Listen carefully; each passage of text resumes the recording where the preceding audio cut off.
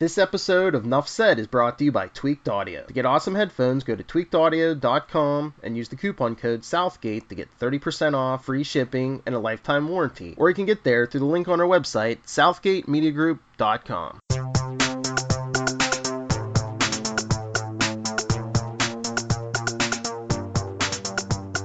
In a world of heroes and monsters, one group of special individuals stand as our shield against the dangers that lurk in the night. They are the agents of S.H.I.E.L.D. Enough said. Hi, heroes. It is I, Charlie, the Professor Esser, welcoming you once again to Nuff Said, the Southgate Media Agents of S.H.I.E.L.D. podcast. And of course, with me, as always, is my skinny rich friend. Hey, it's Mozz. Hey, Mozz. Welcome back. Tonight's episode, Season 6, Episode 8, Collision Course. Part 1, to face the galaxy-hopping hate beast that eats planets, the team on Earth asks for help in all the wrong places. Well, back on the lazy comet, something weird goes on with Izel's crew. Our director this week is Kristen Wendell. Stan Lee and Jack Kirby, of course, are getting our classic Marvel Comics credits. Joss Whedon, Jed Whedon, and Marissa Tancharian get our created by credits. Jeffrey Bell and Craig Titley are getting our written by credits. Our executive story editors, 1 and 2, are James C. Oliver and Charla Oliver, lording over our hardest working man in show business, our good old regular old story editor, George Kitt. So this is called Collision Course, and it is very much a story about being on a collision, because we very much see our two teams kind of seemingly working at cross purpose. We have Fitz and Simmons and Izel is her name, on their ship coming to Earth. She reveals that she's looking for the monoliths, although we see Simmons kind of shut that down, saying, "Oh no, they were all destroyed," because she's being very cagey. Yeah, but she doesn't let her know that they were destroyed, does she? Because I don't think she wants her to know that yet. No, that's right. She doesn't say that yet. She just is trying to change the subject. Now, meanwhile, on Earth, we have our good friend Sarge, sort of making his negotiations. He wants his van and his crew, and Mac is being very semantic with him, and basically saying, yeah, we're giving you your truck and your crew. Daisy and Sky are your crew now. Lets him pick one, and he picks Snowflake, of course, because there's clearly a relationship there. I kind of feel like Snowflake is the Sky to Sarge that Sky is to the actual Coulson. Interesting. I think that he feels responsible for her in a very fatherly way. And basically, this episode is a lot of exposition, kind of presented as two sides of the same story, but with, how they say, the story, the history is written by the victors, and this is each of their takes on it. I'm sitting here and I'm watching it, and of course, we have just seen Far From Home, and the idea of that bait and switch. The good guy is actually the bad guy, yada yada yada. And I wonder if they're working along those lines in this. Although we definitely see, and this is sort of where it's at. It's like they're kind of setting Sarge up to be the guy we don't trust. They've been doing that from the beginning, and then they gave us like a little dip where maybe he is on the right side, and then it's like, oh, maybe he's not. But can you trust Izel? I don't know. Well, yeah, because at the end of the day, we're seeing Izel, create her strikes, so we know that she is the creator of the strikes. We see that her infecting, the crew of the Lazy Comet. Oh, and by the way, did you see this? There is a tall, bald guy on that crew that looks a heck of a lot like Enoch. And they never show him from the face, but it looks like Enoch every time they show him on the thing. I kind of wondered, did they shoot a lot of background scenes, and then later decided, oh no, let's rewrite it so that Enoch's not in the scenes, and they just said, well, we never see his face, so we'll just leave it in, and it's just some other tall bald guy on the ship. I don't know. It's entirely possible. Yeah, but I mean, it is an interesting question because as we're looking at it, first off, we know the Shrikes cause damage. The Shrikes definitely kill people, you know. Although, again, well, I mean, for what it's worth, we saw the Shrikes kill the two guys when they put the two Shrikes together. So definitely the Shrikes are killing them. Right. When they become these crystalline structures. You know, so we know that they're evil. The question that we really come to is, are they destroying the planet? And that's a slightly different question. All we know is that the Shrike took over, and that's all we know. And we can, or at least Sarge has asked us to extrapolate that means that the planet dies. We don't know that for sure. All we know is that the Shrike were taking over and he left. Maybe the Shrike lived there. I mean, obviously destroying all of the living things that lived there that were there before and taking over the planet for themselves. But I don't know if that really means taking over and destroying a planet, or does it simply mean annexing a planet?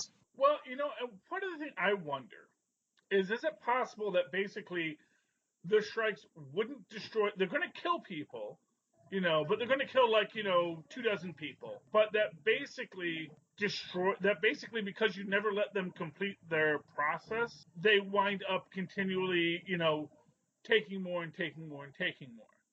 That if you let them complete the process, whatever that is supposed to be, you know, they will actually maybe even fix everything at the end. You know, like, yeah, we didn't kill those people. We just sort of, you know, used them to build our structure. And now once we've done what we wanted to do, we can put everyone back, you know. That kind of, you know, get out of jail free card, as it were. You know, and I wonder if that's the case. You mean to bring the people that they killed to build the structures back? That seems a little far-fetched, no? Well, I mean, they did suggest when our scientist, and he's talking about the three that they have, you know, said this one is time, this one is space. We never knew what this third one was. And he says, maybe that one controls life and death. You know? And it is this kind of strange question is like, maybe that is the case. Maybe, you know, maybe what the problem is that because Sarge is stopping this from happening, that's what causes the planet to be destroyed, you know? Because it seems like he sort of, you know, it seems like from what they're presenting, it seems like he wants to go in there, he wants to destroy what they're doing, expressly because he feels that what they're doing is going to destroy the planet. But because he feels like, well, if I can just destroy enough of them in one fell swoop, which is why he has his little, you know, crystal bomb, you know, his piezoelectric EMP whatever generator bomb, that if he just sets that off, it's going to kill them, and then that solves the problem because they won't be able to keep on extrapolating out. But it raises this question: is it that idea that if that the reason they keep on building more is because he keeps on killing? Because it seems like the Shrike may not necessarily be sentient per se, but are just sort of, you know, these programmed, you know, organic drones that are doing this work. Now, it goes into another interesting idea that, you know, we know that they're saying that Azel is from the realm of nightmares, which is what they, you know, discussed in the last season when they had the rift that got opened by the time stone and the space stone. I think that was when the monoliths got destroyed, is in that scene. And so the idea being that she escaped from that, but then it is possible that that is also where Sarge comes from, because there was a Coulson double in that universe. There was a Coulson double there who was the one who was telling Coulson, everything you've experienced for the last 5 years has just been a dream. You are still on the operating table, you know. There was no Tahiti, there was no resurrection. You are still, this is just your final dream as you're dying. So, that is an interesting question. And maybe that's the mechanism by which they make a deal with Izel to defeat Sarge and use the final monolith to bring the original Coulson back. So from that into this, and does he even remember where he's from? So either it'll be exposition all the way, or they'll give us a whole new set of questions to fret over. That's the thing. Now there are, and I was actually looking at this, I was thinking, man, this is getting near the end of this. This has got to be almost done. But actually, there's like a full 13 episodes. So we're at 8. So there's a good 5 episodes left after this. Well, yeah. I mean, I think definitely we're gonna get that. We're gonna get whatever it is from this season. I think that we're gonna get our collision course collided by part 2. And it's a question of what's going to happen next. Our next couple episodes are Leap, From the Ashes, The Sign, and then the final one, we don't have a title for it. It's just called Episode 613. So the titles haven't been released yet. So that's the question we're working with right now. But I like the way that Mac is kind of playing Sarge in this. And again, it is this idea that... And it is indicative of deceptive behavior, or that deceptive behavior is indicative of nefarious purposes. Sarge is being so cagey. Like, if he could just explain to Mac what the whole story is, maybe they could actually all solve this problem together. But because Sarge basically refuses to do that, that's why we're having this problem, Now, for what it's worth, part of that now seems to be the fact that his plan was, I'm going to blow up the tower and take everything out for like a 2-mile radius. I'm going to drop an atom bomb wherever this place is.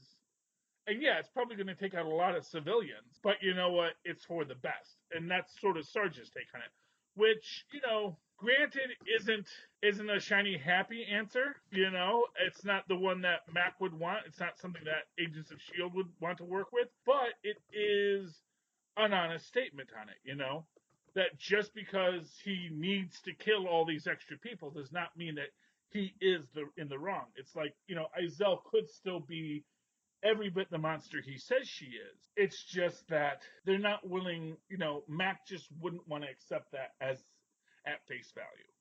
He's going to want something more before he commits to, okay, yeah, let's just, kill as many people as we can. And he knows that Mac's going to weigh his options, and it's going to cause the delay that's going to make them too late. And I like them using Deke in this, and we get the great little reference about Mac wanting a portion of Deke's company, or rather, the population is going to be double what it is, and it's going to put a tremendous load on everything. Yeah, well, yeah, exactly, because not for nothing, and I mean, to be honest, it's a .com company from a person who doesn't actually exist. Although, of course, again, this is the thing. This is in the snapped world, and this is one of the things I was thinking about with this. But everyone's like, oh, they never mentioned the snap, and I think I may have mentioned this before.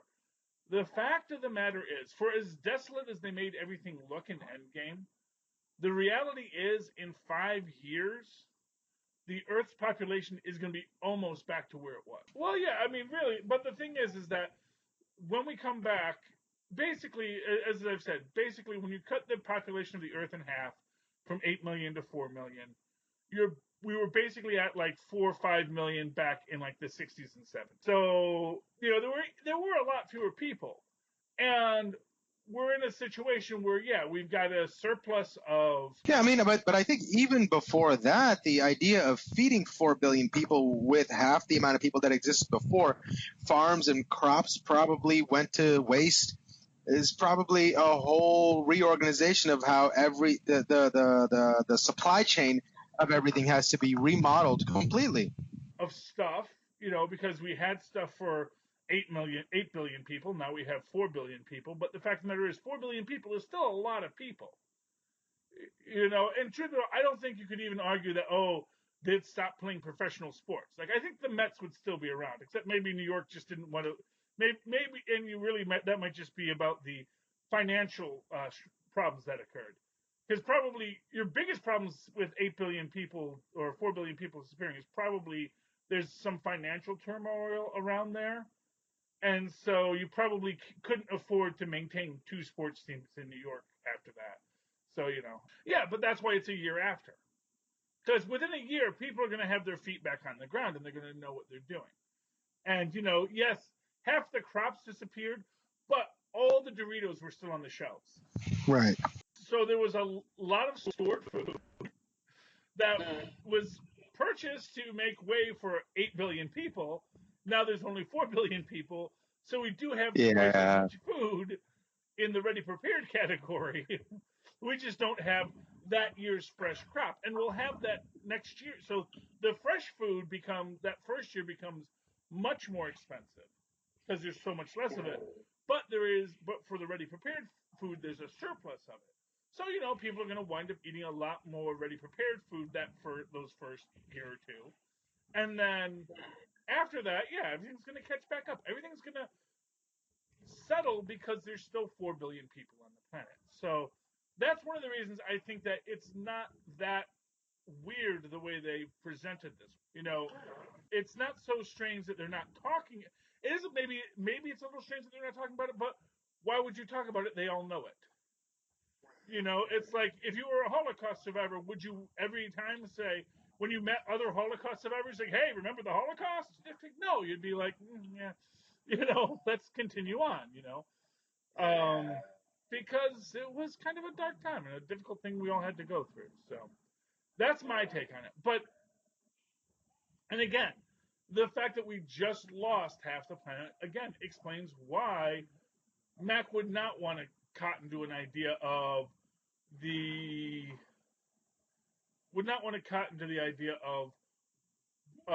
we're going to just blow it up with an atom bomb and take out half the people on the planet, or half the people in the air, or people in this 2 square mile area. Yeah.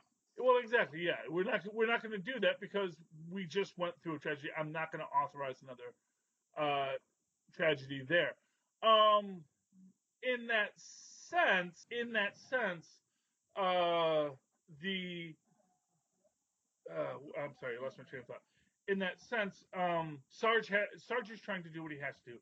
He's leaving Snowflake behind, but at the same time, I do love what I'm blanking on their names. Our two guys there, Jocko, and I forget the other guy's name. Jocko and Pax. Jocko and Pax. No, I think he was just in a moment of survival, and he was trying to find his own way out because he thought the plan had gone to hell, and because he really didn't know what the plan was. And it was convenient for him when that situation arose. He changed his mind yet again and said, hey, maybe I can get out of this in a safer way. And because even if I get out, and if Sarge survives, he's going to kill me. Because at one level, you do wonder if Pax is playing the agent there and is actually planning their escape, or if he's actually trying to negotiate something to see if he can get out. But regardless, I love that, Sarge did have an escape plan. And that was that they drew the circle on Jocko's jacket so that, when he drew the circle on the other thing, he would be able to come through the portal that way. Which is, really, I think we can all agree is a pretty awesome trick. But I mean, what did you think about Pax's portrayal there? So it was like a Trojan horse. Well, yeah, exactly. And we do know that Sarge is already thinking about killing Pax and has been for a while. But yeah, although it's interesting if you think about it, the entire plan required Jocko to be captured. It was required them having to leave Jocko behind. and then Jacko getting out of his cell in order for them to be able to get out of there. After they blow the thing up. But, maybe they figured, even if we're in the cell with Jacko when it comes out, we're okay.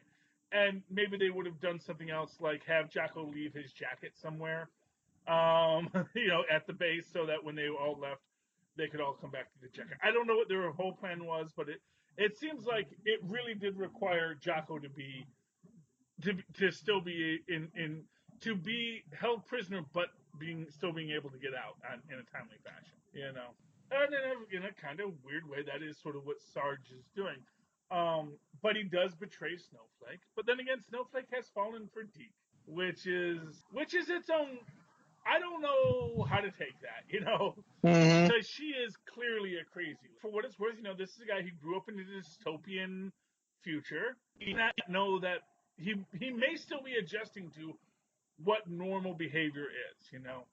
He is from a world where life was cheap, where people were bought and sold. Right. And, the starvation of people was just This sort unsolvable of something problem. that occurred, where all they had were the mushroom puffs, to survive on. And that was his world. So maybe he doesn't really see through her, but or maybe he's actually reaching her in a way where, yes, she always talks about, people's souls and Yeah, I could buy their that. souls, but that maybe the only reason why she's like that is because she was pushed to this violent thing, and really all she wanted was, yeah, it's hard to say, but I like Snowflake. I like what they're doing with her. She is just a total nuts character. And I think it's really fascinating. And then what is the core of this is we have Mac sort of having to figure out what to do, because here's the ship coming in, here's the thing going up, here's the truck going to it. What does he do to solve this problem?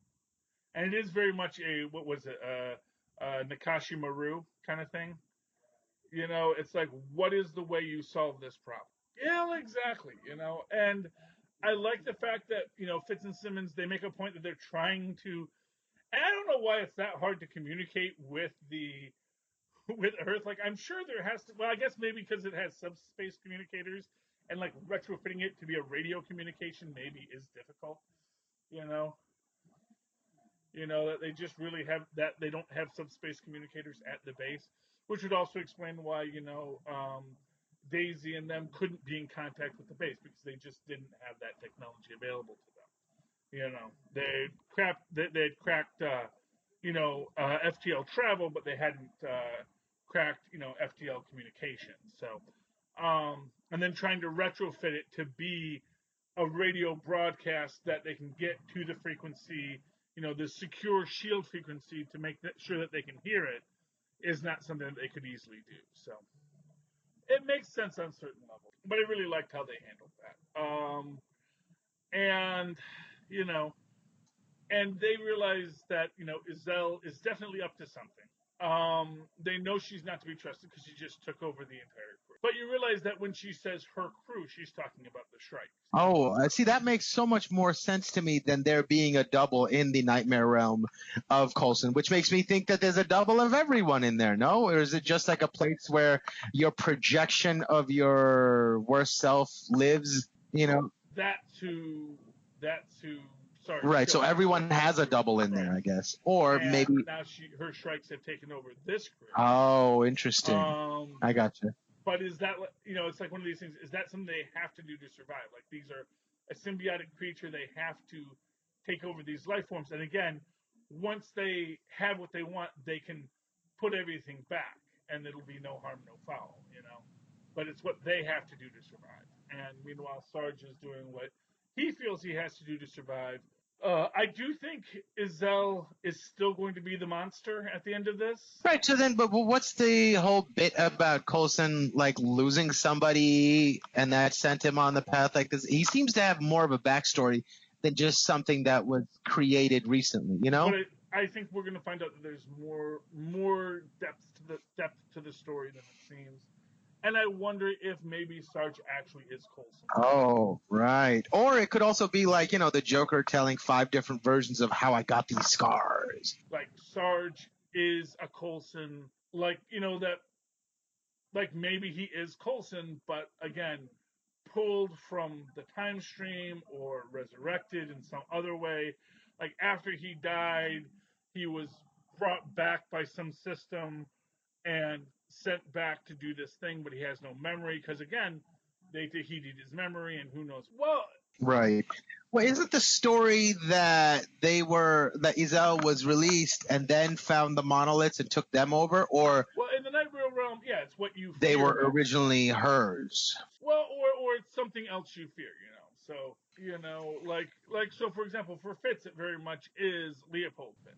It is the evil Fitz that is in his shadow self. But for example, the actual Coulson we see in that nightmare realm is actually not really an evil Coulson. It's actually just a Coulson who says this is all a lie.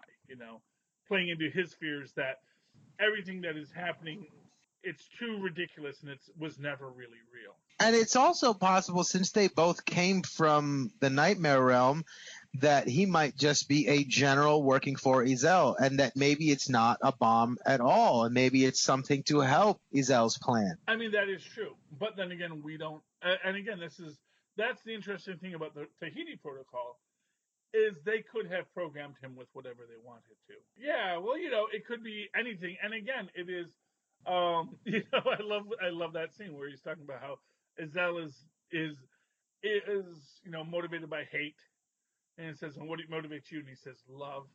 He says, "No, I'm just kidding. I'm hate too." Oh, most certainly. The show keeps getting better and better. But it makes me wonder if maybe there is some sort of love in Izel as well. Love for her crew, love for her creations, love to get back to wherever they're trying to get back to reclaim. Because it may be that these monoliths were stolen from their other realm.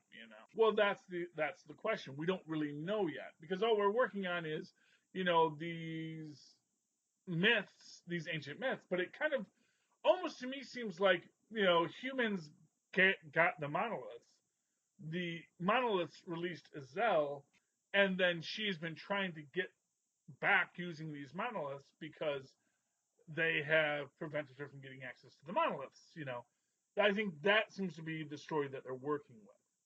Could be wrong, but that seems to be what they're working with. I mean, it is entirely possible. That's always the thing is we really don't know yet. We don't know exactly what's going on because that's what makes it a fun show.